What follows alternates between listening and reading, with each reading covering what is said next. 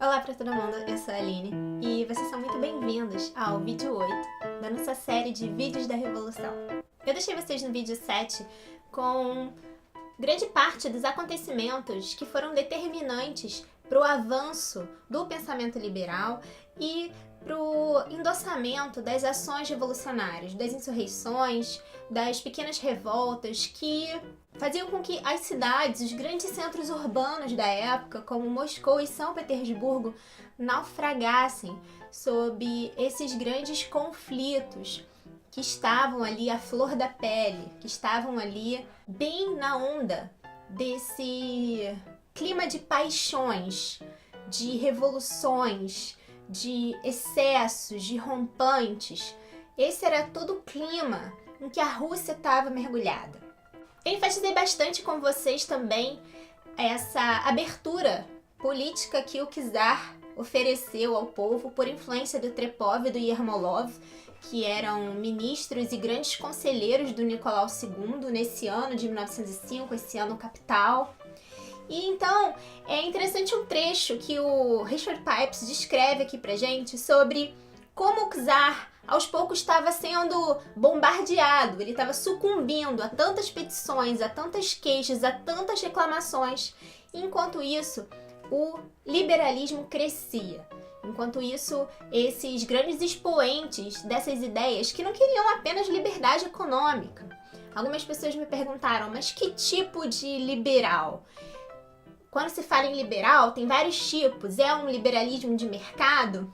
A questão aí é um pouco diferente, porque na Rússia, essa questão do liberalismo ela acabou permeando várias classes sociais. Na verdade, vários grupos políticos. Existiam liberais nos zemstvos, existiam liberais da inteligência, da esquerda. Então, esse liberalismo, ele era uma espécie de moda. E, na verdade, não necessariamente ele tinha uma coerência de pensamento, de medidas, de determinações. O liberalismo também, nessa época, ele estava mais era confundido com esse desejo de derrubar a monarquia. Então, o liberalismo estava funcionando como um grande saco de gatos, onde as pessoas que se opunham, as classes que se opunham ao czar se encontravam. Então, é muito difícil realmente identificar diferenças de posições e de desejos desses grupos liberais. Na verdade, estavam ali todos unidos num mesmo movimento, numa mesma força, num mesmo desejo de mudança, de destruição total do que existia. Então, esse pensamento liberal ele começou a crescer na Rússia enquanto o monarca estava lá sucumbindo sob essas petições, todos esses documentos enviados. Essas classes políticas que estavam se formando, essas grandes uniões que começaram, na verdade, com o Congresso Nacional dos Zemstvos. O primeiro deles foi em 1904. Então, esse é um elemento muito importante. Existia uma ala extremamente radical, de esquerda radical nos Zemstvos, e foi essa ala que realmente instituiu a União pela Liberação, a União das Uniões, e aos poucos essa ala dos Zemstvos, essa ala radical, foi então ajudando a formar sindicatos. Não eram só mais sindicatos de operários, eram sindicatos de professores. Todos os grupos que decidiram se opor ao czar, todos os grupos que queriam uma mudança política. Na verdade, todos os grupos que queriam algum tipo de mudança acabaram entrando nessa onda de pedir uma mudança política. E eu tenho certeza que a maioria não sabia as consequências que esse desejo, que a implementação dessas urgências, dessas necessidades que eram pedidas, exigidas ao czar, quais consequências adviriam daí. Eu ouso até dizer que era moda ser liberal. Ou você era conservador e apoiava a monarquia e tinha que arcar com as consequências desse pensamento e dessa postura, ou então você era liberal e estava indo com a maré, com essa maré revolucionária.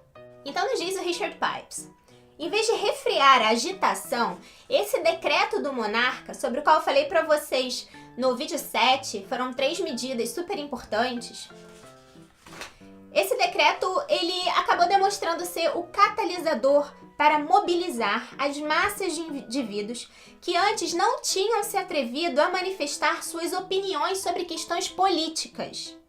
Dominados pelos liberais e suas demandas, a campanha de petições significou, no fim das contas, a reiteração de uma forma mais intensa da ofensiva liberal entre os anos de 1904 e 1905.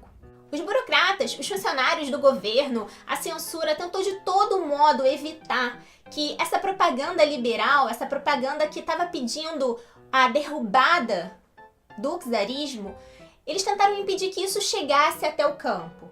Mas foi extremamente difícil. Eles estavam completamente envolvidos com essas questões das petições, com as séries de insurreições, de problemas que estavam ali fazendo São Petersburgo naufragar, que toda essa tentativa acabou realmente caindo por terra. E esses panfletos chegaram até o campo, eles correram à Rússia. E essa união das uniões era a pior delas, porque eles queriam trazer os trabalhadores para essa luta política.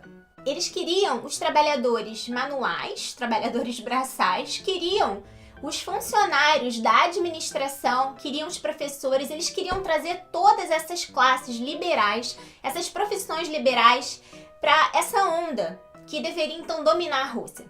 Depois do decreto de 18 de fevereiro, várias uniões, vários sindicatos, vários outros grupos começaram a ser criados de uma forma ainda mais acelerada. E quanto mais o czar dava liberdade para que esses grupos políticos fossem se formando, mais eles exigiam essa mobilização, mais eles exigiam que houvesse uma constituição e um parlamento. Nessa época também houve o surgimento de organizações interessantes para a luta dos direitos das mulheres e dos judeus. E uma grande conquista dessa união das uniões foi a formação de um sindicato de operários ferroviários. Eram empregados das ferrovias de toda a Rússia. Esse sindicato acabou sendo a maior organização sindical do país.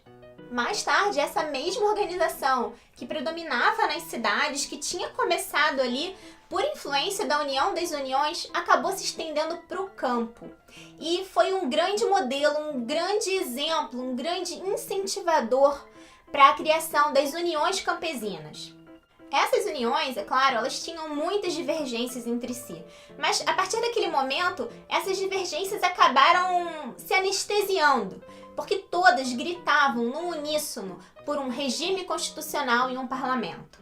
Muitas delas queriam o que chamavam de plena vigência dos direitos civis da população. Mas o fato é que elas se encontravam exatamente nesse ponto, e nesse ponto que a maioria delas ignorava. É muito fácil gritar por alguma coisa, é muito fácil ir com a manada sem saber exatamente o que aquilo significa. Porque o significado disso tudo só vai ser conhecido muito tempo depois. Então, aquela luta pragmática, esses desejos pragmáticos de cada classe política, eles acabaram ficando anestesiados sob esse grande grito, que era o grito pela liberação, por uma constituição, pelo fim da monarquia. Então, essas palavras, constituição e parlamento, tudo isso virou uma espécie de mantra. Era uma espécie de frase repetida, e ainda que esses grupos não soubessem exatamente o significado disso tudo, eles achavam que com essa conquista de um parlamento, de uma constituição, as suas necessidades, as suas exigências das suas classes, das suas profissões seriam atendidas. O que foi, na verdade, um grande embuste. A gente sabe que isso não aconteceu. Em maio de 1905, ainda, houve a criação de 14 sindicatos pela União de Liberação que ficava em Moscou. E esses sindicatos acabaram engrossando esse contingente de pessoas, de classes, de grupos que faziam parte da União das Uniões, essa grande organização liberal e revolucionária da Rússia. E essa União de Liberação, esse grupo de Moscou, era liderado pelo Pavel Miliukov, um liberal, pelo menos em teoria, era assim que ele se autodenominava, mas o fato é que ele estava disposto a qualquer tipo de ato que pudesse, então, derrubar a vigência da autocracia na Rússia.